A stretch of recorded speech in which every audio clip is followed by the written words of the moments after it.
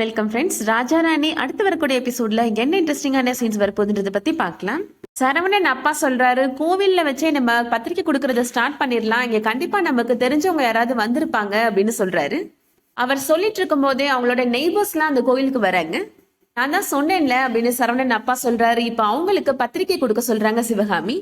நீங்க எல்லாரும் குடும்பத்தோட கண்டிப்பா என்னோட பையன் கல்யாணத்துக்கு வரணும் அப்படின்னு சொல்றாங்க. ஆதி எங்களுக்கும் மகை மாதிரி தான், கண்டிப்பா நாங்க வந்துடுவோம் அப்படின்னு அவங்க சொல்றாங்க. கல்யாண பத்திரிகையை எடுத்து 3 பேரும் பாக்குறாங்க. பொண்ணோட பேரு ஜெஸ்ஸி அப்படின்னு பார்த்த உடனே ஷாக் ஆயிடுறாங்க. என்ன சிவகாமி, பொண்ணோட பேரு ஜெஸ்ஸின்னு இருக்கு, அப்ப இவங்க கிறிஸ்டினா அப்படின்னு கேக்குறாங்க. ஆதி நல்லா படிச்சு நல்ல வேலையில தானே இருக்கிறான், அவனுக்கு எதுக்காக கிறிஸ்டின் பொண்ணை கல்யாணம் பண்ணி வைக்க போறீங்க அப்படின்னு கேக்குறாங்க. அதுக்கு அர்ச்சனா சொல்றாங்க, இந்த முடிவை எடுத்தது ஆதியோ இல்ல அத்தையோ கிடையாது, சந்தியா தான் அந்த பொண்ணை கல்யாணம் பண்ணணும் அப்படின்னு செலக்ட் பண்ணுனா அப்படின்னு சொல்றாங்க. அந்த பக்கத்து வீட்டுக்காரங்க எல்லாருமே கேக்குறாங்க, நீ தான் அந்த பொண்ணை செலக்ட் பண்ணியா சந்தியா அப்படின்னு கேக்குறாங்க. சந்தியா செலக்ட் பண்ணா கரெக்டா தான் இருக்கும், அவ நல்லா படிச்சவ, எல்லாத்தையும் யோசிச்சு பார்த்துதான் முடிவு எடுத்திருப்பா அப்படின்னு சொல்லிடுறாங்க. இதெல்லாம் உனக்கு தேவையா அர்ச்சனா அப்படின்னு செந்தில் சொல்றாரு. சரி, கோவிலுக்கு வந்திருக்கிறீங்க, எல்லாரும் பிரகாரத்தை சுத்திட்டு வாங்க, நாங்க கிளம்புறோம்னு சொல்லிட்டு நெய்பர்ஸ் எல்லாம் போயிடுறாங்க. அடுத்ததான் ஆதி சொல்றாரு, எனக்கு இப்பதான் ஞாபகம் வருது, ஜெஸ்ஸி வீட்டுல கல்யாணத்துக்கு ட்ரெஸ் வாங்கலான்னு கூப்பிட்டாங்க அப்படின்னு சொல்றாரு. உனக்கு மட்டுமா ட்ரெஸ் வாங்க போற அப்படின்னு சிவகாமி கேக்குறாங்க. அது எப்படிமா, எல்லாருக்கும் தான்மா வாங்க போறேன் அப்படின்னு ஆதி சொல்றாரு. எல்லாருக்கும் வாங்க போறேன்னா எல்லாருமே சேர்ந்தே போலாமே, நம்ம வெளியில தானே இருக்கிறோம், அப்படியே அந்த வேலையை முடிச்சிடலாம் அப்படின்னு சிவகாமி சொல்றாங்க. இப்போ ட்ரெஸ் வாங்குறதுக்காக கடைக்கு போறாங்க. பார்வதி சொல்றாங்க, அதான் நம்ம செந்தில் அண்ணனே ஜவுளி கடை வச்சிருக்காங்கல்ல, அங்கேயே போய் ட்ரெஸ் எடுத்துக்கலாம்ல அப்படின்னு சொல்றாங்க. ஊசியிலே வாங்கிட்டு போலான்னு நினைக்கிறீங்களா அப்படின்னு அர்ச்சனா நினைக்கிறாங்க. நம்ம கடையில கலெக்ஷன்லாம் ரொம்ப கம்மியா இருக்கு, அது வரதுக்கு என்ன 2-3 மாசம் ஆகும் அப்படின்னு அர்ச்சனா சொல்றாங்க. சிவகாமி சொல்றாங்க, அவ கடைக்கு போய் நம்ம காசு கொடுக்காம ஊசியில வாங்கிருவோம்ல, அதுக்குதான் இப்படிலாம் சமாளிக்கிறா அப்படின்னு சொல்றாங்க. அம்மா ஆதி கல்யாணத்துக்கு நான் பண்ண மாட்டேன் அத்தை அப்படின்னு அர்ச்சனா சொல்றாங்க. அடுத்ததா இப்போ கடைக்கு ஜெஸ்ஸியோட பேரண்ட்ஸ் எல்லாம் வந்துடுறாங்க. ஆதி ரொம்ப ஜாலியா ஜெஸ்ஸியோட பேரண்ட்ஸ்ட பேசுறாரு. இதை பார்த்த உடனே சிவகாமிக்கு கொஞ்சம் மனசு கஷ்டமா தான் இருக்கு. அடுத்ததா இப்போ ஆதிக்கு கல்யாணத்துக்காக கோட் செலக்ட் பண்ணிட்டு இருக்கிறாங்க. ஆதியோட அப்பா சொல்றாரு, ஆதிக்கு வேஷ்டி சட்டை தான் அழகா இருக்கும் அப்படின்னு சொல்றாரு. ஆதி சொல்றாரு, எனக்கு வேஷ்டி சட்டெல்லாம் சுத்தமா பிடிக்காதுப்பா அப்படின்னு சொல்றாரு. கோட் சூட்டு தான் போட்டோ ஷூட்டுக்கு எடுப்பா இருக்கும்பா அப்படின்னு சொல்றாரு.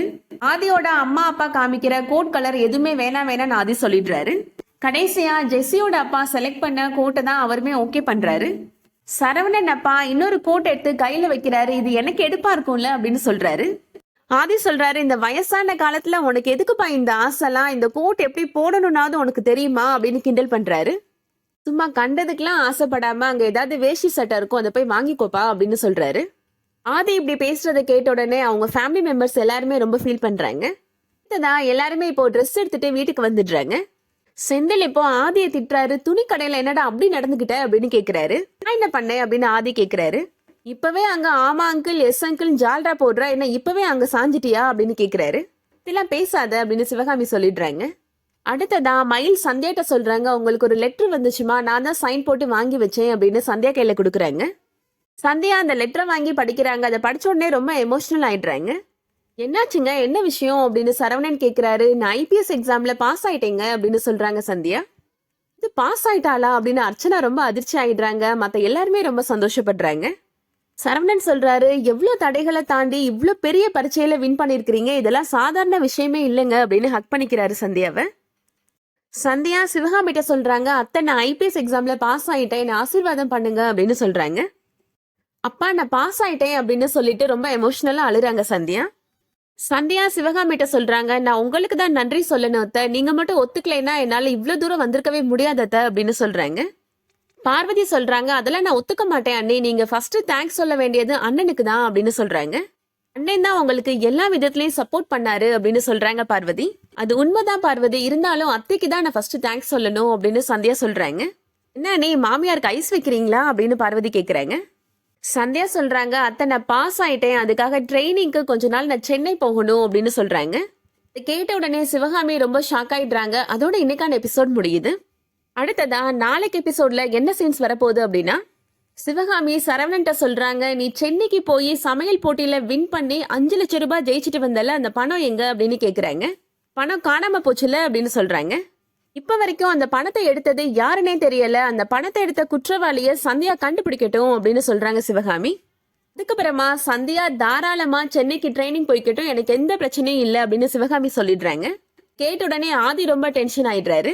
வெயிட் பண்ணி பார்க்கலாம் அந்த பணத்தை எடுத்தது ஆதிதான் அப்படின்றத சந்தியா கண்டுபிடிக்க போறாங்களா இல்லையா அப்படின்றத. இந்த வீடியோ உங்களுக்கு பிடிச்சிருந்துச்சுன்னா லைக் பண்ணிக்கோங்க. ரெகுலரா சீரியல் அப்டேட்ஸ்க்கு நம்ம சேனலை சப்ஸ்கிரைப் பண்ணிக்கோங்க. தேங்க்ஸ் ஃபார் வாட்சிங்.